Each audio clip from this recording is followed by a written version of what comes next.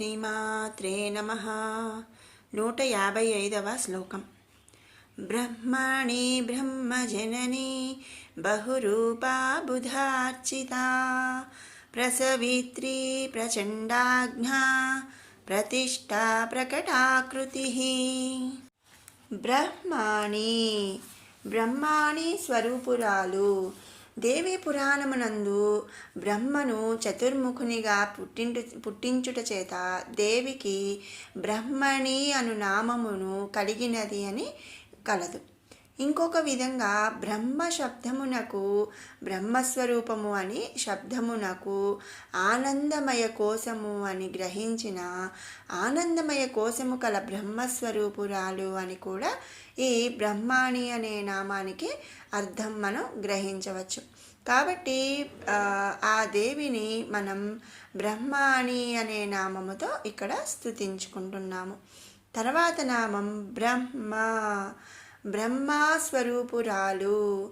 మనం ఇంతకు ముందు నామాల్లో చాలాసార్లు చెప్పుకున్నాము. ఈ సకల సృష్టి అందు అత్యుత్తమైనటువంటి శక్తి ఏదైనా ఉంది అంటే ఆ శక్తి కనులకు కనిపించనటువంటిది,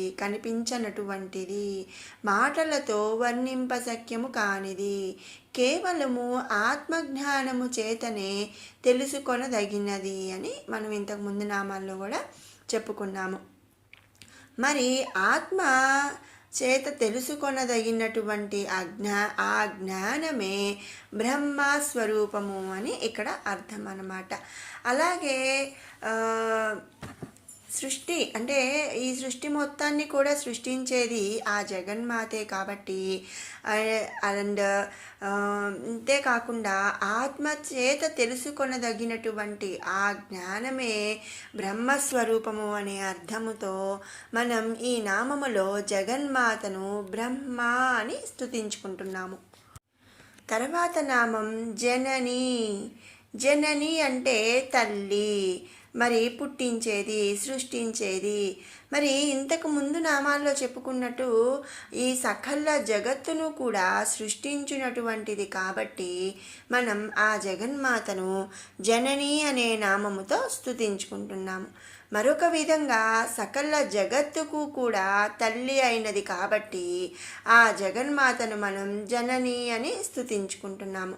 మరి లోక వ్యవహారమునందు తల్లి తన బిడ్డల ఆలనా పాలను చూస్తుంది, మరి వారికి మంచి బుద్ధులు నేర్పించుతుంది, తప్పు చేసిన వాళ్ళని దండించును, లేదా అలాగే వారికి ఆరోగ్యమును కూడా ఆ తల్లి అనేది ఇస్తుందన్నమాట.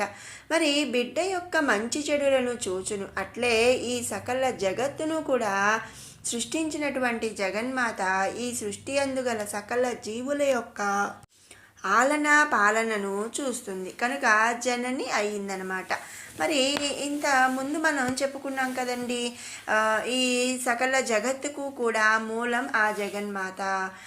మరి మంచి పనులు చేసే వాళ్ళకి తల్లి సాక్షాత్కారం కలుగుతుంది, మరి తప్పులు చేసే వాళ్ళని దండించి వాళ్ళ తప్పులు సరిచేసి వాళ్ళకి కూడా ఆ తల్లి సాక్షాత్కారం ప్రసాదిస్తుంది. ఇలాగే అంతేకాకుండా ఈ సకల జగత్తుకు కూడా ఆహారాన్ని అందిస్తుంది. ఇలా అన్ని ఎన్నో మనం ఇంతకుముందు చెప్పుకున్నాము.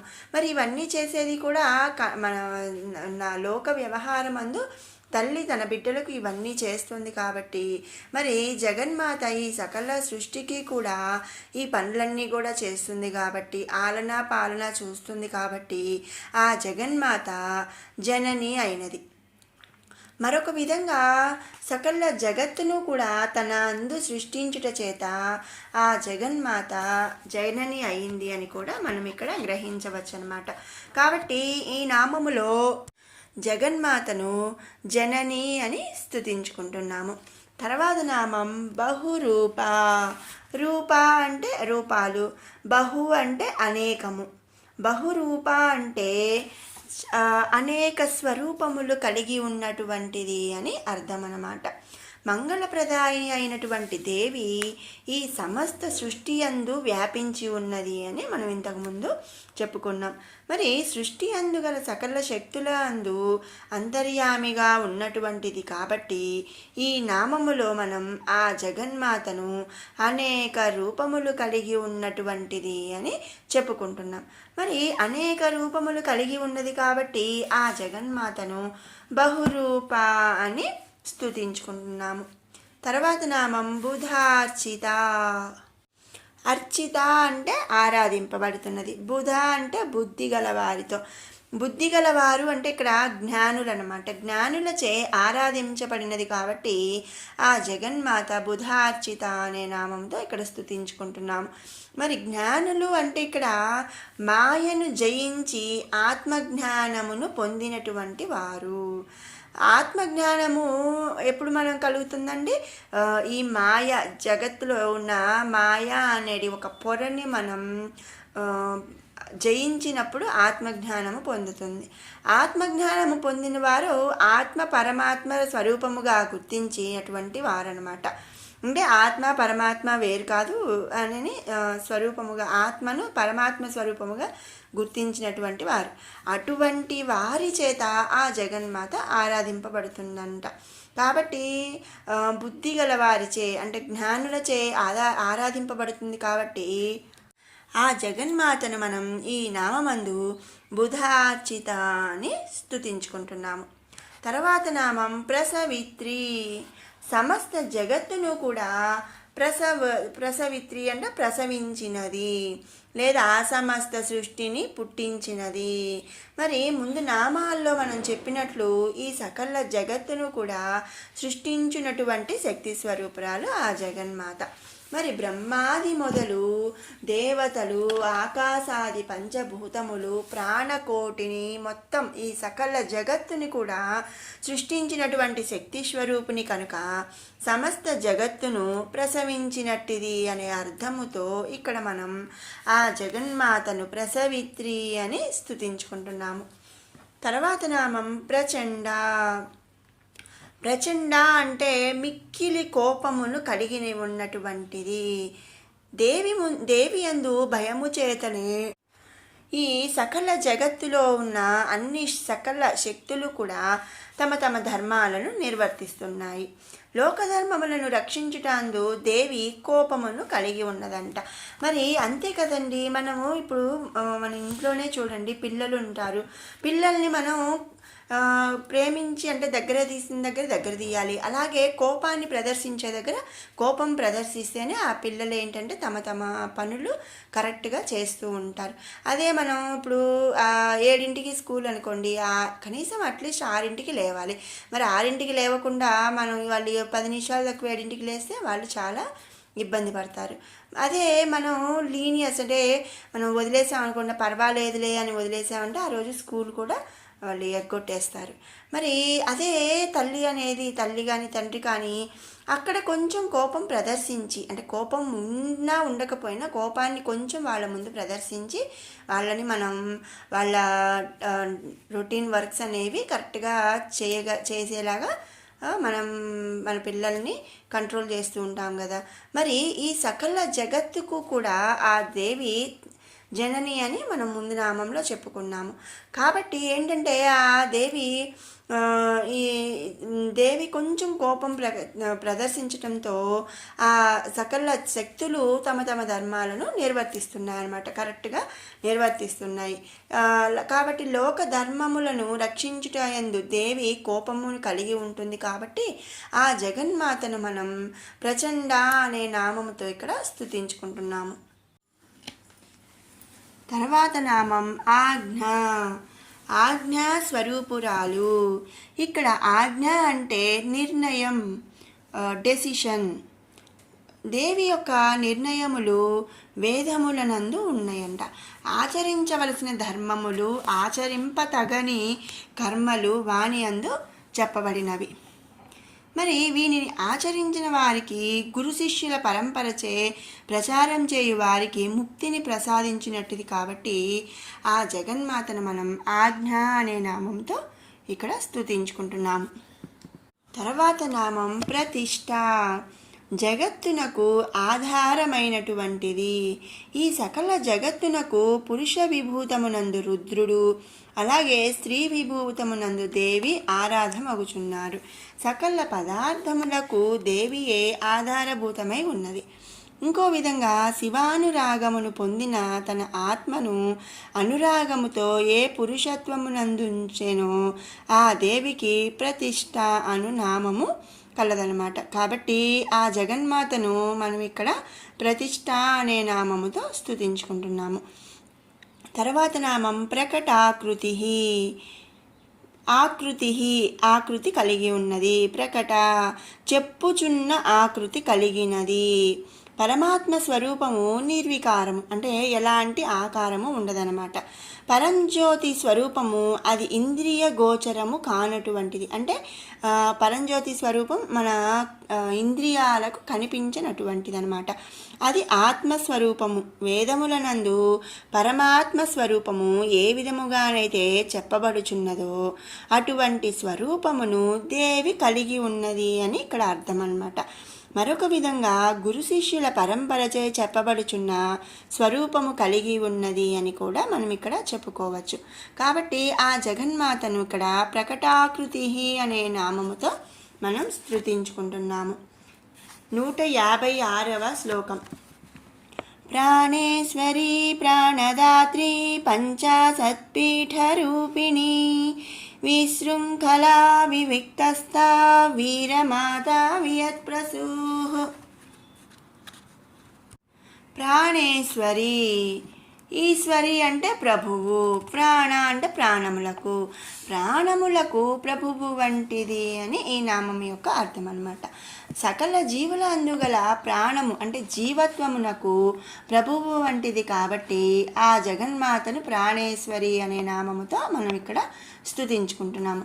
మరి ఇక్కడ ప్రాణము అంటే ప్రాణాపాదులను చేయు వాయువుగా మనం ఇక్కడ గ్రహించాలి. అంటే ఏంటంటే మనం 2 రోజులు తిండి లేకపోయినా ఉంటాం, కానీ కొంచెం సేపు మనం గాలి బిగదీసింది అనుకోండి, మనము అనేది ఎంతోసేపు బ్రతకలేమన్నమాట. కాబట్టి ప్రాణాపాదులను చేయు వాయువు ఇక్కడ ప్రాణమని మనం గ్రహించాలి. అటువంటి వాయువునకు ఆ జగన్మాత ప్రభువై ఉన్నది.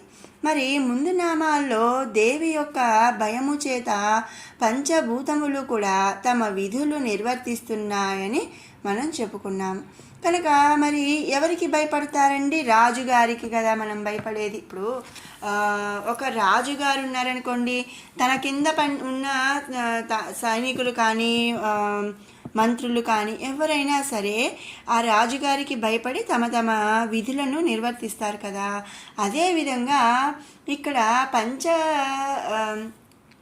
పంచభూతములు కూడా ఆ జగన్మాతకు భయపడి తమ విధులను నిర్వర్తిస్తున్నాయని మనం ముందు నామంలో చెప్పుకున్నాం.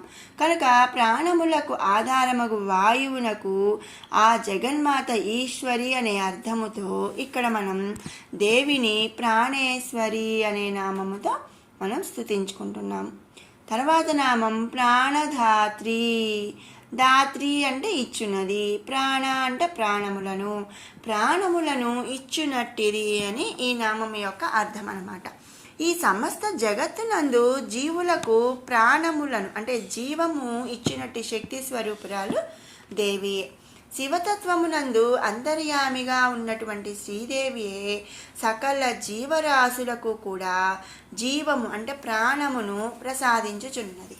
కాబట్టి ఆ జగన్మాతను మనం ప్రాణదాత్రి అనే నామముతో ఇక్కడ స్తుతించుకుంటున్నాము. తర్వాత నామం పంచాసత్పీఠరూపిణి. పీఠరూపిణి పంచాసత్ అంటే పంచసత్త పీఠములు, రూపిణి అంటే స్వరూపముగా కలిగి ఉన్నటువంటిది. 50 పీఠముల యొక్క స్వరూపమును కలిగి ఉన్నది.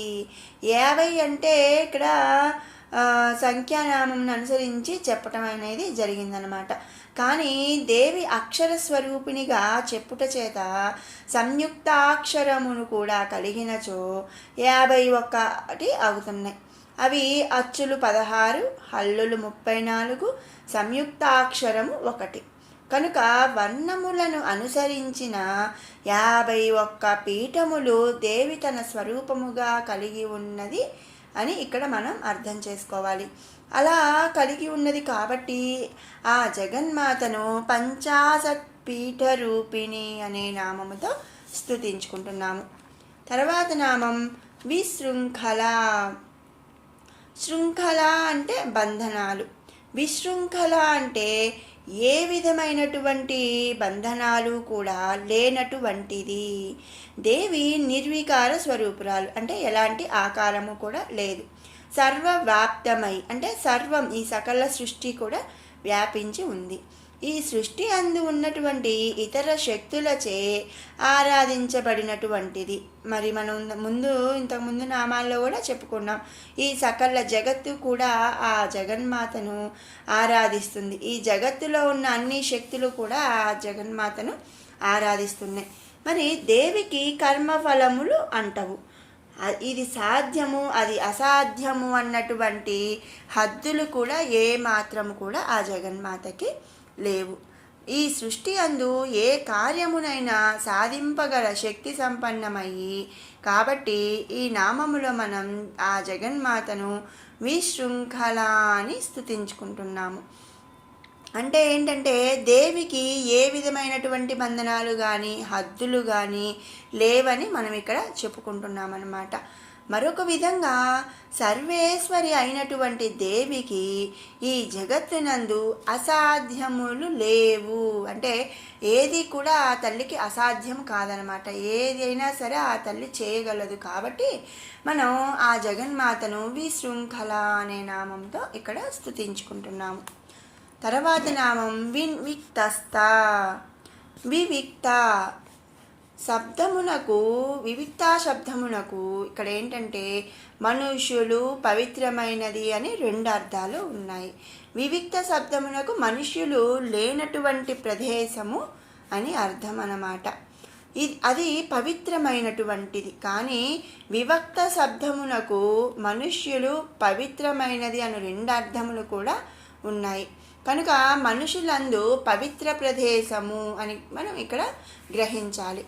మరి మనుషులు లేని ఆ పవిత్ర ప్రదేశము వివక్తలన వచ్చు పరాపరా స్వరూపురాలైనటువంటి దేవి. ఈ 2 ప్రదేశములందును కూడా స్థానము కలిగి ఉన్నది అని ఈ నామము యొక్క అర్థం అన్నమాట. మరి ఆస్థ అంటే ఆ స్థానం కలిగి ఉంది. వివక్త అంటే మనుష్యులు, అలాగే పవిత్రమైన ప్రదేశము. ఈ రెండిట్లో కూడా ఆ జగన్మాత స్థానాన్ని కలిగి ఉంది అనే మనం ఇక్కడ గ్రహించాలి. కాబట్టి ఆ జగన్మాతను మనం ఇక్కడ వివక్తస్థ అనే నామముతో స్తుతించుకుంటున్నాము. తర్వాత నామం వీరమాత. మాత అంటే తల్లి, వీర అంటే వీరులు. వీరులు అను పేరు కలిగిన వారికి మాత తల్లి వంటిది. ఇక్కడ వీరులు అంటే యుద్ధమునందు పోరాడి చనిపోయిన వారు, దేవి యొక్క ఆరాధనలో సర్వము అర్పించిన వారు. వీరి యందు దేవి కరుణాకటాక్షములు ఎల్లవేళలా కూడా ప్రసరింపజేయును అని మనం ఇక్కడ గ్రహించాలి. అలాగే మరొక విధంగా పరమశివుడు, పార్వతీదేవి గణపతిని వీరకుడు అని సంబోధించుట చేత అతనికి మాత అయినట్టిది అనే అర్థము కూడా మనం ఇక్కడ గ్రహించవచ్చు. కాబట్టి ఆ జగన్మాతను ఈ నామంలో వీరమాత అని స్తుతించుకుంటున్నాము. తర్వాత నామం వియత్ ప్రసూహ్. ఆకాశమును ప్రసవించినట్టిది లేదా ఆకాశమును సృష్టించినట్టిది. మనం ఇంతకు ముందు నామంలో మనం చెప్పుకున్నాం కదా, ఈ జగత్తునందు సకలము కూడా దేవి నుండియే పుట్టి ఉన్నవి అని మనం చెప్పుకున్నాం. మరి అటువంటి వాటిలో ఒకటిది ఏంటంటే ఆకాశం. మరి ఆకాశం కూడా ఈ సమస్త సృష్టి దేవి నుండి సృష్టించబడినప్పుడు మరి ఆకాశము కూడా ఆ దేవి నుండియే పుట్టినది అనే ఈ నామములో మనం గ్రహించాలి. కాబట్టి ఆ జగన్మాతను మనం ఇక్కడ వియత్ ప్రసూహ్ అనే నామముతో స్తుతించుకుంటున్నాము. విన్నారు కదండి 155, 156 శ్లోకాల అర్థాలను. ఇప్పుడు 153 నుంచి 156 వరకు కల 2 సార్లు పారాయణ చేసుకుందాం. ఓం ధ్యానం అరుణాం కరుణాతరంగితాక్షీం ధృతపాశాంకుశపుష్పబాణచాపాం అణిమాధిభిరావృతాం మయూకైః అహమిత్యేవ విభావయే భవానీం. ధ్యాయేత్ పద్మాసనస్థాం వికసితవదనాం పద్మపత్రాయతాక్షీం హేమాభాం పీతవస్త్రాం కరకలితలసద్ధేమపద్మాం వరాంగీం సర్వాలంకారయుక్తాం సకలమభయదాం భక్తనమ్రాం భవానీం శ్రీవిద్యాం శాంతమూర్తిం సకలసురనుతాం సర్వసంపత్ప్రదాత్రీం సకుంకుమవిలేపనామళికచుంబికస్తూరికాం సమందహసితేక్షణాం ససరచాపపాశాంకుశాం అశేషజనమోహినీ మరుణమాల్యభూషోజ్వలాం జపాకుసుమబాసురాం జపవిధౌ స్మరేదంబికాం. పరం జ్యోతి పరం ధామ పరమాణుః పరాత్పరా పాసహస్తా పాసహంత్రీ పరమంత్రవిభేదినీ మూర్తా మూర్తా నిత్యతృప్తా మునిమానసహంసికా సత్యవ్రతా సత్యరూపా సర్వాంతర్యామినీ సతీ బ్రహ్మణి బ్రహ్మజననీ బహురూపా బుధార్చితా ప్రసవిత్రీ ప్రచండాజ్ఞా ప్రతిష్టా ప్రకటాకృతిః ప్రాణేశ్వరీ ప్రాణదాత్రీ పంచాశత్పీఠరూపిణీ విశృంఖలా వివిక్తస్థా వీరమాతా వియత్ప్రసూః. మరొక మారు పారాయణ చేసుకుందాము. పరం జ్యోతి పరం ధామ పరమాణుః పరాత్పరా పాసహస్తా పాసహంత్రీ పరమంత్రవిభేదినీ మూర్తా మూర్తా నిత్యతృప్తా మునిమానసహంసికా సత్యవ్రతా సత్యరూపా సర్వాంతర్యామినీ సతీ బ్రహ్మణి బ్రహ్మజననీ బహురూపా బుధార్చితా ప్రసవిత్రీ ప్రచండాజ్ఞా ప్రతిష్టా ప్రకటాకృతిః ప్రాణేశ్వరీ ప్రాణదాత్రీ పంచాశత్పీఠరూపిణీ విశృంఖలా వివక్తస్థా వీరమాతా వియత్ప్రసూః. ఓం శ్రీమాత్రే నమః.